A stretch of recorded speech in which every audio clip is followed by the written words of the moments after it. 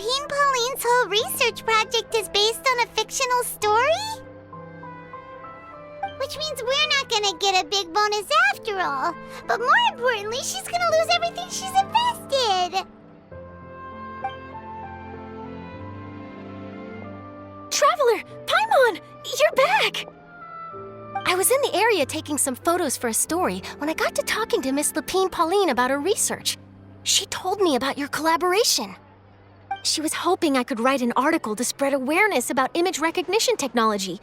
She even paid me for the article and gave me one of her prototype devices before I could get a word in. I unfortunately had to dash her hopes, and I'm afraid all your hard work was in vain too. She's desperately trying to find a way to rescue the project and get you the Mora you're due. I've tried to let her down gently, but she's finding it all very hard to accept. This is a new situation for us, too. It's such a pity. It seems like the author was only trying to make the story interesting, and the Maison Gardiennage only had Fontaine's best interest in mind.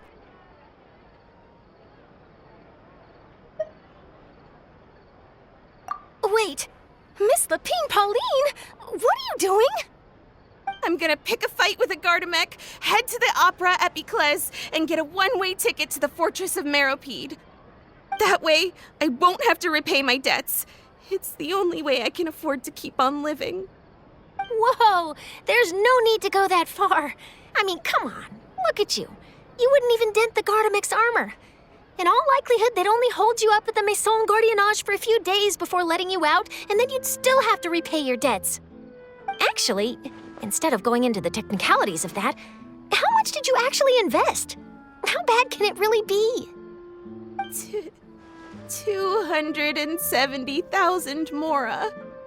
Okay, well, escaping to the Fortress of Meropide over a sum like that seems like a last resort. Surely there must be other options. Not anymore.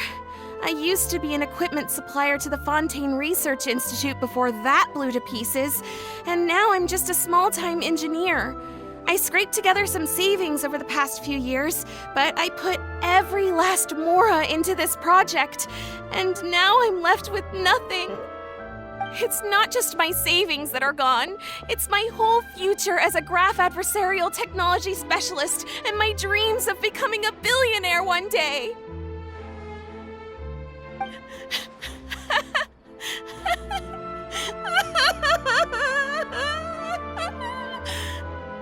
My life is over. Don't despair, Miss Lupine Pauline. I think I know a way for you to turn this around. This prototype you've given me, the camera lens for image recognition sample collection. It's really quite something. You said you designed it specifically for high-fidelity image capture and analysis, yes? The rapid focal length adjustment is a very useful function in its own right. It's sure to make many journalists' jobs much easier. In fact, I'd say it has the potential to revolutionize Fontaine's news media. So your research efforts thus far are by no means in vain. The technology you've developed may have many applications that you've never even considered. Really? Absolutely. I've been working as a journalist for the Steambird for a long time now. No one understands the issues we journalists face on a day-to-day basis better than me. So keep calm, take heart, and start thinking about mass production. In the meantime, I'll show your invention to all my colleagues to drum up interest in your product. I can't believe it! If this is true, then I can look into setting up a whole camera lens development pipeline. My big-ticket orders and billionaire aspirations are still in the cards. Oh, maybe I should consider taking out another loan.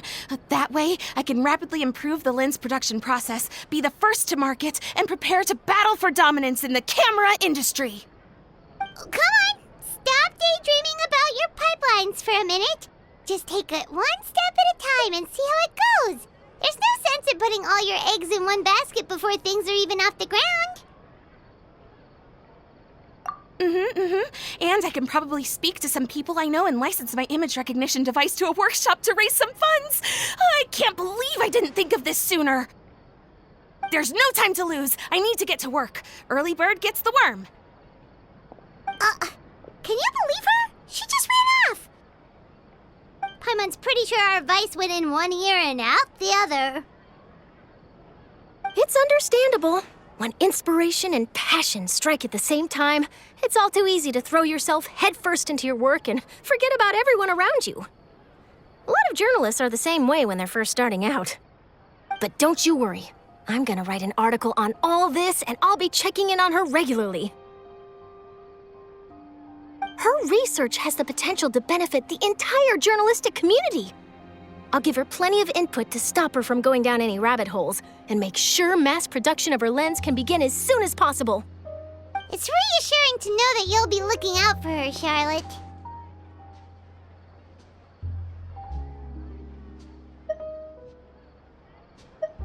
Actually, you know what? Why don't you two take this prototype lens? I'm sure you'll have plenty of chances to use it on your travels. It takes the right person to get the most out of a new technology. In your hands, it's sure to capture some amazing sights. Thanks a lot, Charlotte. No bonus, no biggie. This makes everything worth it. You're welcome. I got something out of this too.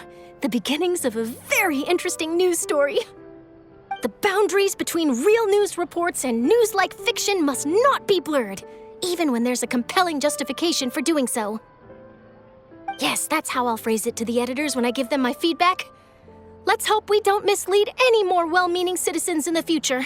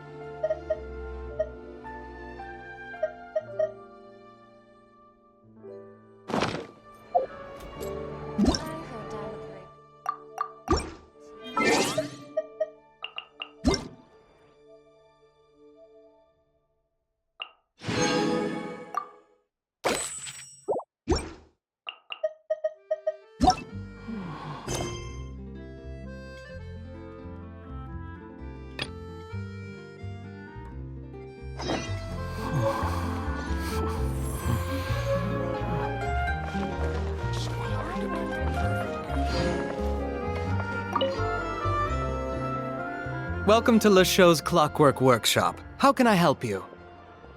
Hello. I'd like to know if anyone has purchased some special components lately. Special components? Sorry, could you be more specific? I mean the kind of components that aren't typically used for clockwork toys, but for firearms. Huh? For firearms? No, we don't sell those sort of things here. Don't misunderstand. I'm not here to cause any trouble. We are merely investigating a case, and we're hoping that you could cooperate. Well, to be completely honest, I'm not even sure what kind of components that would entail. Has anyone ever purchased components here as an individual rather than on behalf of an organization? We have a lot of customers who buy toys, but those who buy components are all regular customers who buy in bulk on behalf of their organization. Is that so? I understand. Thank you for your cooperation. You're welcome. It's the least I can do.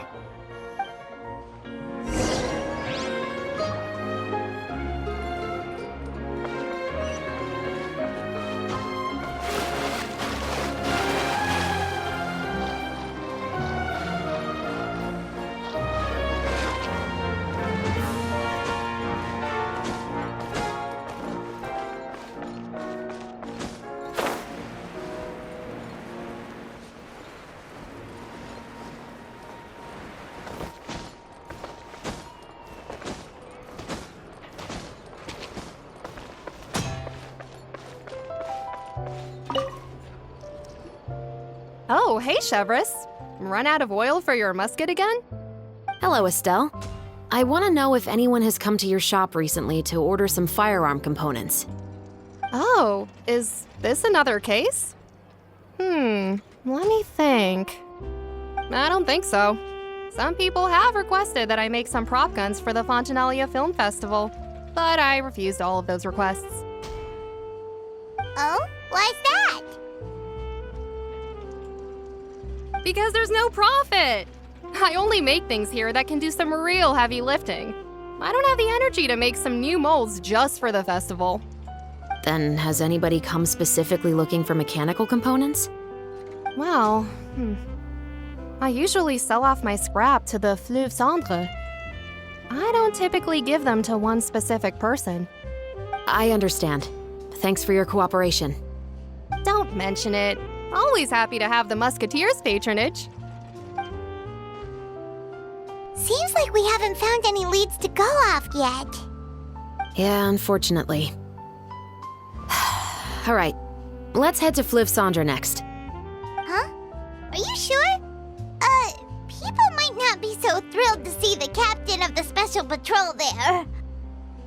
You think so, huh? Then I guess you don't know.